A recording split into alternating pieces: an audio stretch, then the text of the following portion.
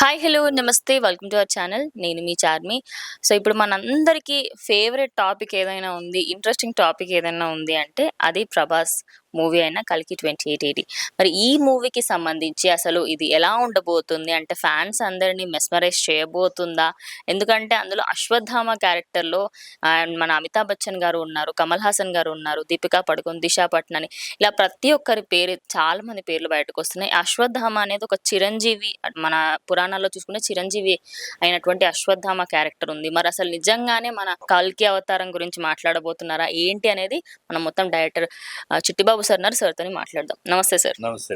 So sir, ఇప్పుడు అందరి favourite topic అని చెప్పొచ్చిది. అవును. మరి నిజంగానే మన కల్కి అవతారం గురించే ఈ సినిమా ఉండబోతుందనుకుంటున్నారు?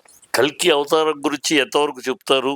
తమిళ్‌లో ట్రాన్స్‌లేషన్ "இந்த உலகம் అழிவதற்கு మున్" అంటే ఈ ఈ ఇది ఈ ప్రపంచం, ఈ విశ్వం అழிవదற்கு ముగిసిపోయే ముందు అని. దాంట్లో ఈ కల్కి రెఫరెన్స్ కూడా వస్తది. సో, కల్కి వస్తది, కల్కి అవతారం వస్తది. కల్కి అవతారం వచ్చాక మన పురాణాల్లో మన నమ్మకాలు కూడా చాలా ఉన్నాయి.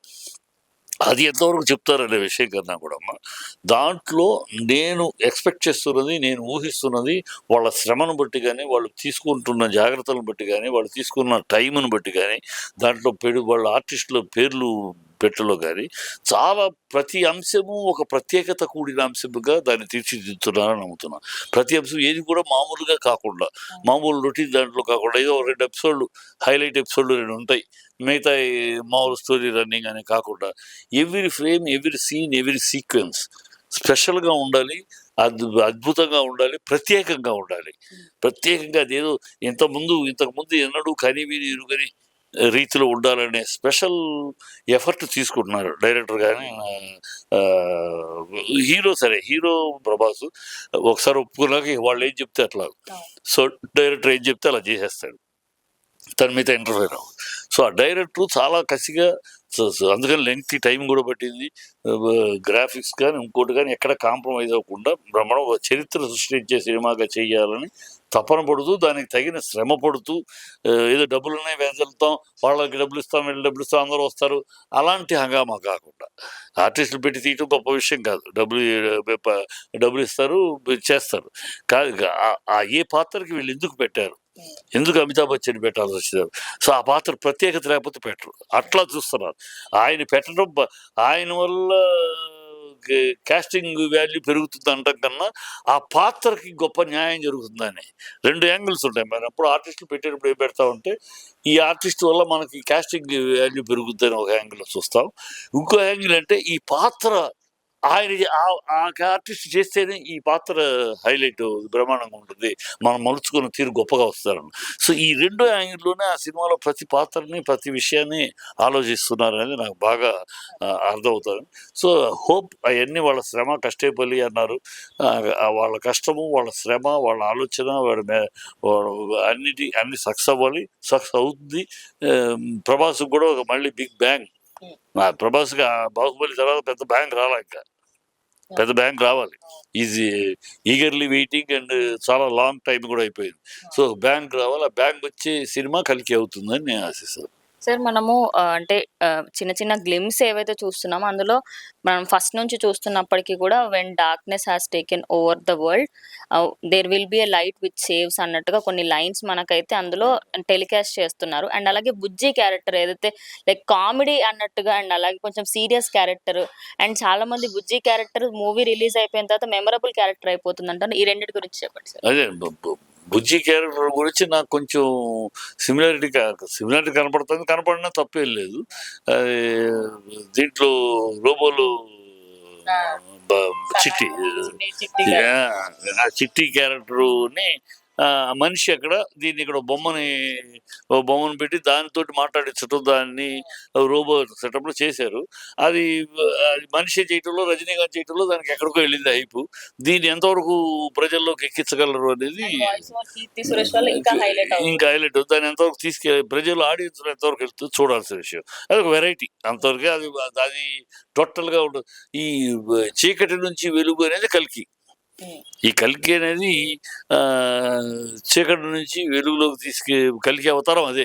మొత్తం చీకటిమయమైపోయినాక విశ్వం, అప్పుడు వెలుగు కల్కి వస్తుంది. సో, ఆ సెన్స్ అదే. సో అది ఎట్లా ఇంటర్ప్రిట్ చేసి చెప్తున్నారో చూడాలి. ఆ కల్కి వస్తుంది, కల్కి అవతారం అనేది ఏ రూపంలో తీసుకొస్తున్నారు, ఇది ఏ పద్ధతిలో దాన్ని ప్రజెంట్ చేస్తున్నారు, చెప్పే విధానం కూడా ముఖ్యం. ఉన్నది చెప్పడం వేరు, అది ఇలా థ్రిల్ అవ్వాలి. ఆ థ్రిల్ నిజమే ఇలాగ వస్తుంది అనమాట. అంటే 20 మినిట్స్ క్యారెక్టర్ కమల్ హాసన్ గారికి ఉంది అని చెప్పేసి తెలుస్తుంది సార్. ఆయనని కల్కి లాగా ఎక్స్పెక్ట్ చేయొచ్చు. నేను ఎక్స్పెక్ట్ చేసింది అదే. కమల్ హాసన్ ఎందుకంటే ఆ డిఫరెంట్ క్యారెక్టర్ చేయడానికి కానీ డిఫరెంట్ పర్ఫార్మెన్స్ చేయడానికి సిద్ధహస్తుడు.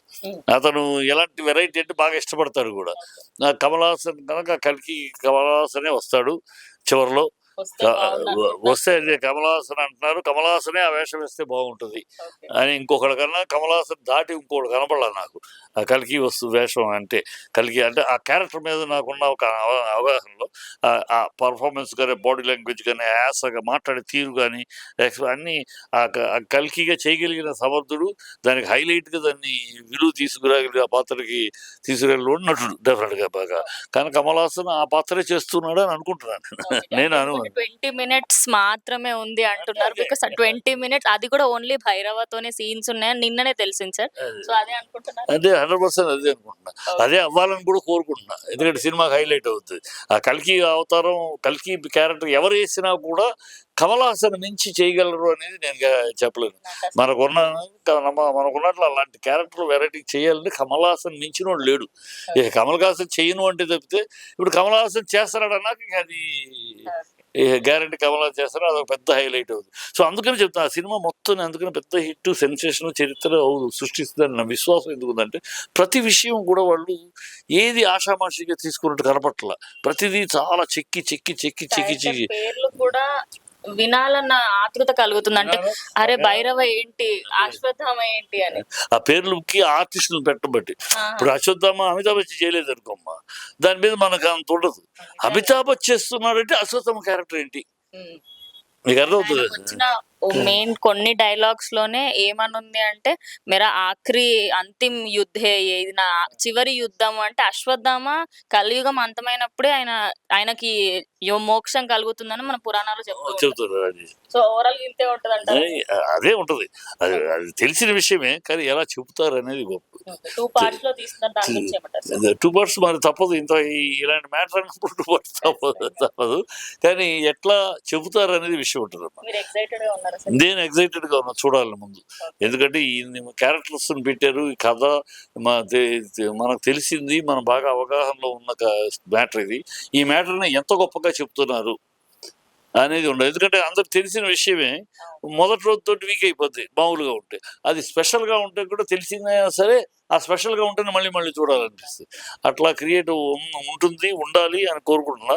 ఎందుకంటే అంత కష్టం వేస్ట్ అవ్వకూడదు. ఇండస్ట్రీకి అంత పెద్ద హెవీ బడ్జెట్ సినిమా ఏదైనా అయింది అనుకోండి, ఇండస్ట్రీ కొలాప్స్ అయిపోద్ది. అలాంటి పరిస్థితి రాదు. ఎందుకంటే వాళ్ళ జాగ్రత్త తీసుకుంటారు. రాకూడదు, రాదు అని గంటాపదంగా చెప్పడానికి వాళ్ళ శ్రమ.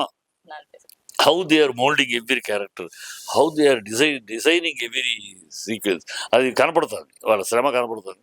Let us hope for the best. Thank you sir, thank you so much.